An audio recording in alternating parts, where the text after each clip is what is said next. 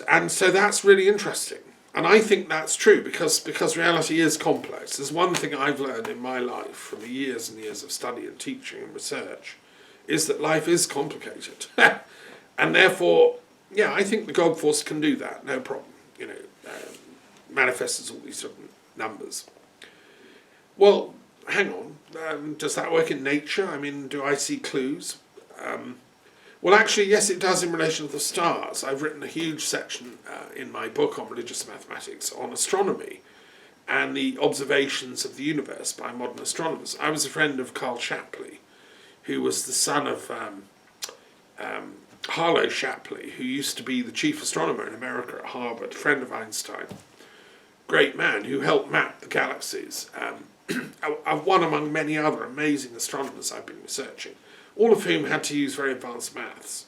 Many of them were women, in fact, especially doing the painstaking counting of the stars off photographic plates and mapping the universe. Harvard played a key role in that, although the observations were done in California, Mount Wilson and other telescopes, and they're still going on. We now have Hubble, and we're going to have a new telescope launched even further out than Hubble soon.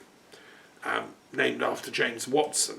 I can't wait for this thing to go up there. It's going to make amazing new images, even more detailed than Hubble. And I just hope they get it safely launched, because it's going to have things like a sail, and God, it's complicated technology, but good luck on it. So the stars affirm this theory, because you can have unitary star systems like Sol, like our sun, where you have one sun, bunch of planets around it. And so, I mean, for millennia, we humans on this planet used to think that was actually the centre of the universe, that sun. It's the only thing. And our Earth is the centre with that one sun. And it was quite a sort of narrow-minded, small view of the universe. We've grown up since then, and we now know that it's just one sun in our galaxy, there's about 100 billion suns. And they come in either ones, like the Sol, or they come in twos. You get lots of binary stars, like Sirius A and B. They revolve around each other in amazing ways. And they can also have planets. I mean, it's incredible. So loads and loads of binary stars. You can have threesomes. You can have 3 stars all doing a kind of dance. And then you can get all kinds of shapes and clusters. And so the stars are doing this sort of polylogical dance. They seem to approve of my religious mathematics. So I've written a whole thing about the stars in the book. They like this polylogical universe. So, okay, another question though. How do we think all these galaxies do their thing? How do these suns all stay in afloat, so to speak? Why don't they all sort of fall to the bottom? And hit the head of the tortoise. Okay, so this is where Newton comes back in. Dear old Newton said, no, there's this thing called gravity, which keeps them all dancing together. Not too far, not too distant. It makes, without gravity, I couldn't be here, you wouldn't be there, we wouldn't be having a conversation, we wouldn't have a world. There'd be no history, there'd be no life. So we owe it to gravity. Well, what is gravity? We actually still don't know, and I talk about this in my book on religious mathematics at some length.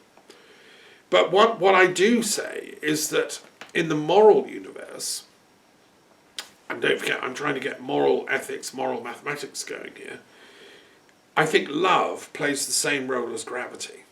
I'm not the first person to say that. Teilhard de Chardin, many other philosophers and thinkers have said it, but to me, it's obvious that gravity plays a role in the physical universe as love does in the moral universe. It's what governs our relationships, our friendships, our love affairs, our social duties, our parental duties, our familial networks, and our professional relationships even. If we're fortunate enough to work in a nice institution with colleagues, then love, friendship should be the governing ethos. So, unfortunately, there's another kind of force in the universe, isn't there, which is hatred, which is the the push force, if you want. And that does exist in the moral universe. Some people hate more than they love.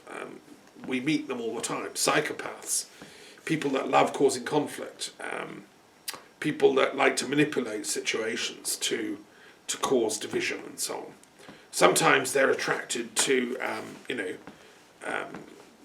careers in politics and finance and sometimes even pseudo-religious leaders and so on, or military intelligence, or covert warriors, police force.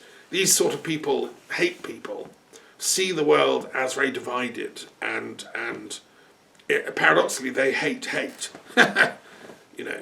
So they become sort of FBI leaders and things like this, or Himmler, or the Gestapo chiefs, or the anti-Semitic, or the racist Ku Klux Klan. All this, these are the hate people.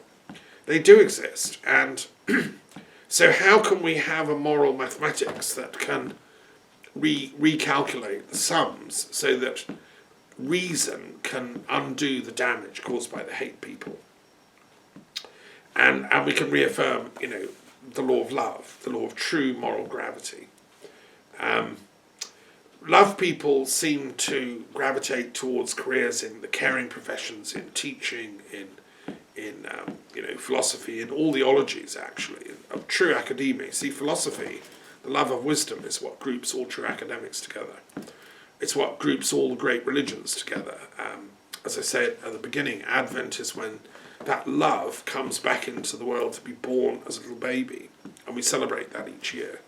Well, it works in all the religions. There's the equivalent of that cosmic gravity that comes into manifestation. The Hindu word guru is from the same root as gravity. It means heaviness, weight, which is where the avatar comes from. So I think the love people need to reunite in truth, come back into harmony. And my book on religious mathematics is a sort of attempt to explain all this rationally. Because I'm sick of people saying that only maths, only science is real knowledge, religion is all airy-fairy nonsense, woo, as they call it. It's not true at all. It's the complete opposite, To be honest, I don't care how many subtle algebraic formulae you can calculate. If you go and shoot your wife and let off an atom bomb, you haven't done your sums properly. And the moral mathematics is therefore really, really important. That's on what we either survive or go down as a planet based on how good we are at the sums in moral and religious mathematics. And you find the love people among Christians. Not all. Some Christians hate people, but most Christians, who've read their Gospels, especially if they've listened to proper commentaries like mine on them, they're love people of every denomination. You find them in Muslims, particularly among Sufis and Islamic, deep thinkers.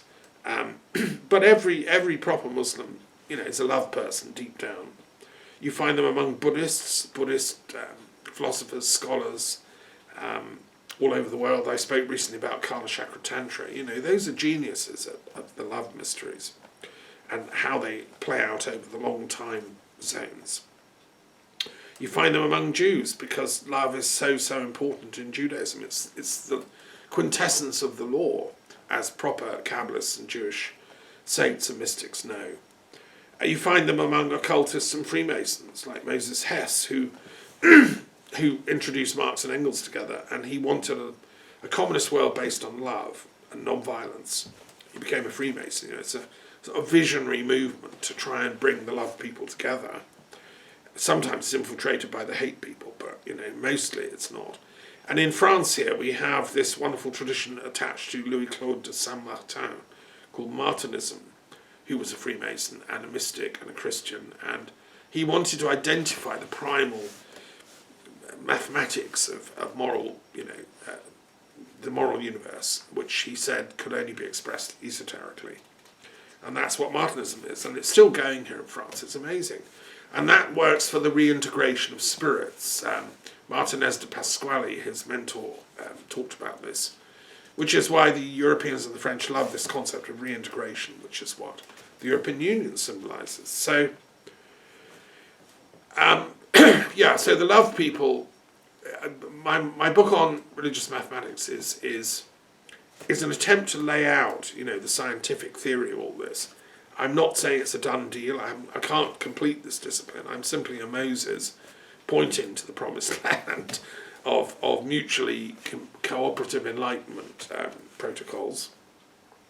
I hope future generations will settle the land of religious mathematics properly, and we'll make some wonderful discoveries, including we'll be able to travel faster than light, and we can build universities on other star systems.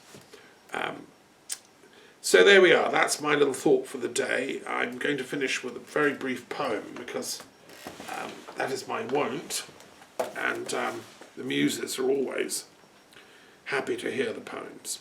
This is a simple little poem I wrote in Greece when I was visiting Cape Sunion, where Poseidon's great temple is. It's called Poseidon Drums a Tune. Golden coast, shimmering seascapes, rolling scrolls of numbers, waves of infinite water drops, yet taking forms, poised as formless vacuities, curling towards indefinite souls. So too the heart's threnodies make playful music out of air, solving equations of blood out of intercoagulations, leaping from one paradox to the next, counterpointing the tides of time into incalculable harmonies.